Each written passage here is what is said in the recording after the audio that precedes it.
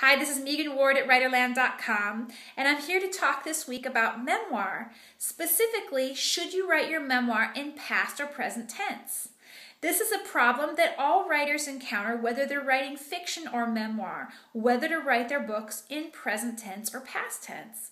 Of course, most memoirs are written in past tense, and there's a reason for that. It's very important when writing a memoir that you don't just tell what happened, but that you reflect upon what happened, that the narrator gives some in-depth insights into the experiences that he or she had as a younger person. So for example, if you're 35 and you're writing about what happened when you were 15, you want to interject some reflection from that 35-year-old point of view, and that is much easier to do if you're writing in past tense. Now, some memoirs, like Julia Shears's Jesus Land, incorporate both elements.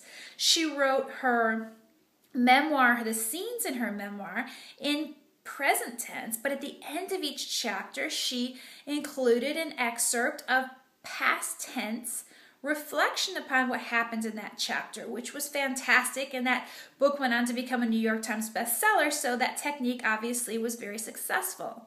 What I did in my own memoir is write it in present tense, but try to incorporate the reflection throughout the narrative, which is very tricky, and it does pose some problems. It's more difficult to reflect from my 18-year-old point of view than it is from my 32-year-old point of view.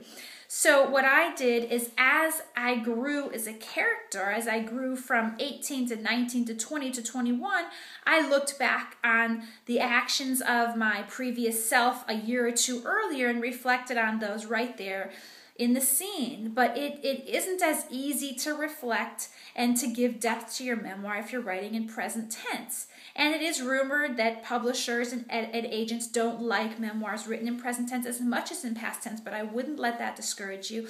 I would just make sure that you find ways to incorporate that reflection to give your memoir that extra layer of depth.